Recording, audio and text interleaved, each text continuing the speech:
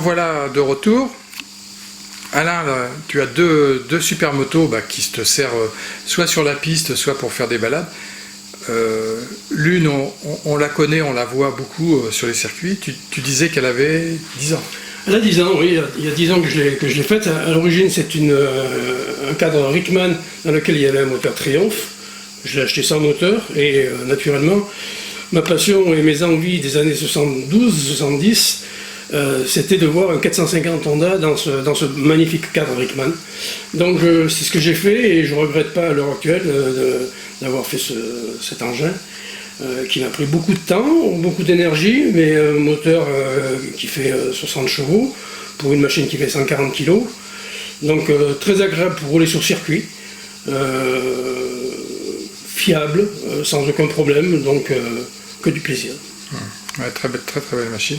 On voit tous les détails, c'est vraiment très bien fignolé. Il y a une recherche à savoir qu'un moteur poussé a besoin de refroidissement, donc il faut avoir des radiateurs d'huile, il faut avoir une ventilation, il faut avoir une carburation bien adaptée. Bon, on ne parle pas de soufflerie, mais un moteur comme ça à air, avec 60 chevaux, il faut quand même le refroidir. Donc tout est à traiter avec beaucoup de maîtrise et beaucoup de précision. Donc disque à l'arrière, double disque à l'avant. C'était le début des disques sur les motos, donc ça c'est les motos des années 70, 75, où les disques faisaient leur apparition, et je dois dire qu'en termes de performance, c'est aussi puissant que les freinages de machines de série actuelles. Donc ce qui permet d'avoir une machine qui est relativement performante par rapport au fait qu'elle ne soit pas super puissante. On peut rouler avec des machines de plus de 100 chevaux. Naturellement, ils peuvent peut-être passer en ligne droite, mais en virage, on a des passages en courbe qui sont relativement élevés et même assez proches de certaines motos modernes. Donc pour une moto de cette époque, naturellement, les pneus ont évolué avec. On a des pneus Avon qui sont, parce que tout le monde utilise actuellement en classique, qui sont des pneus très performants. À l'époque où on courait, si on avait eu ce genre de pneus, on aurait pu faire vraiment la différence. Donc c'est une moto qui est facile, très agréable à conduire, qui a un magnifique bruit, le bruit du 4 temps, qui est à 180 degrés, et ça en fait une moto très plaisante à rouler. Donc là on va passer sur une autre moto Rickman. Une autre Rickman, ouais. Alors ça, on est dans un autre registre. Là, on est plutôt dans le registre moto cross. C'est-à-dire que le cadre par rapport à la Rickman Honda, c'est un cadre à l'origine prévu pour le cross, dans lequel j'ai mis un 650 Yamaha XS suralésé à 750, avec donc un 2 dans 1, et puis des roues super motards et des freins Béringer, enfin tout ce qui le nec plus ultra de la technique actuelle, sur une moto qui est censée avoir une soixantaine d'années. Donc quelque part c'est un petit coup de un pied de nez, je dirais, aux motos anciennes modifiées pour en faire des motos modernes efficaces. Et là vraiment c'est une moto qui est très efficace, très agréable à rouler pour des courses de côte, des circuits ou des petites routes même, puisque c'est une moto qui est immatriculée, avec laquelle je peux me promener sur la route, avec une plaque minéralogique pour faire plaisir aux gendarmes. Et ce en quoi on a une moto qui a une petite autonomie, un réservoir de 6 litres, mais avec lequel on peut passer sur des petites routes et vraiment se faire plaisir. Ouais, sur les routes là sur lesquelles je suis venu, là, waouh, ça doit être une moto qui va bien. Ouais. Mais pareil, aussi très légère, très maniable, donc tout va dans le même sens, quoi. Une fourche Showa. Non, c'est une fourche, je pense que c'est des Marzocchi, c'est une fourche d'Husqvarna à l'origine. D'accord. Une fourche d'enduro. Donc fourche d'enduro pour avoir naturellement de la course, bien qu'elle soit équipée de pneus pour la route. D'accord. Mais par contre un magnifique frein Béringer, très efficace. Très efficace. Ouais. Très belle moto.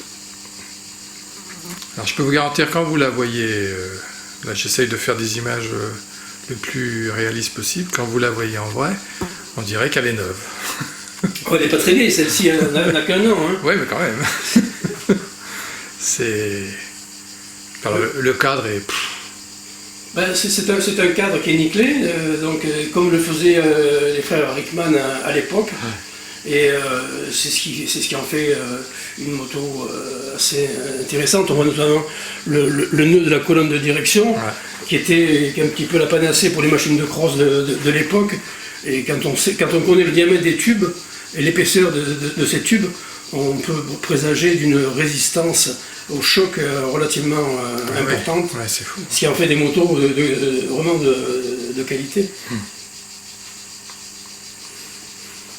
Ben, merci Alain, c'est vraiment deux belles machines. Et je pense que les personnes qui aiment la mécanique vont se régaler. Et puis on va aller de l'autre côté, je coupe un petit instant et on se retrouve. Alors là on est sur une suite d'anglaises. Oui, tout à fait. Ben, la première anglaise, là, donc, c'est une Triumph Bonneville 650 de 1971, entièrement restaurée par mes soins, qui a été un petit peu améliorée au niveau allumage, carburation, naturellement, parce que les motos je ne peux pas laisser les motos d'origine standard, il faut toujours que je cherche à les améliorer quelque peu. Des amortisseurs Rollins au passage, équipés avec des pneumatiques d'époque si possible, ce qui n'est pas toujours facile. Mais ça en fait une moto très agréable à rouler aussi, sur les petites routes, et, assez légère, avec le bruit mythique de la Bonneville naturellement, qu'on connaît tous. Et puis madame aime bien ce type de moto à l'ancienne où la demoiselle n'a pas les genoux derrière les oreilles. Oui. Avec les filtres à air. Ouais. Belle machine. C'est une machine que j'ai depuis 4 ans maintenant. D'accord. La deuxième, c'est une Norton Commando que j'ai entièrement restaurée de fond en comble. Et améliorée aussi naturellement pour en faire une moto plaisante. Et beaucoup de travail, un travail de longue haleine. C'était ma première Norton, donc je découvrais un petit peu le style Norton, qui est un style un peu à part de mécanique. Mais j'ai beaucoup appris, donc c'est toujours très intéressant. C'est ce que j'aime un petit peu dans la restauration, c'est que chaque moto est une nouvelle découverte.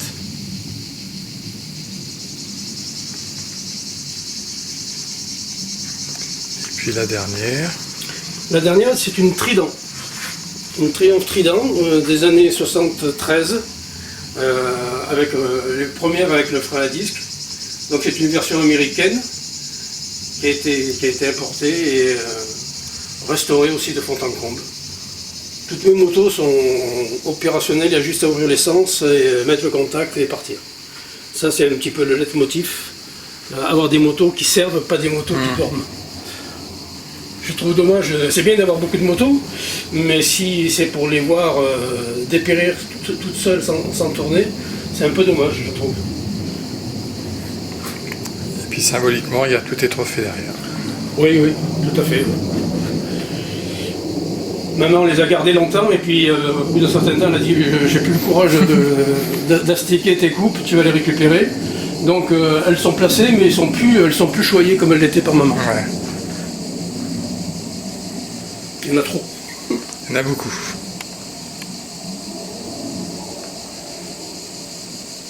Ben merci Alain. De rien, on a fait le tour Belle conclusion. des anciennes. Ouais, belle conclusion. Merci.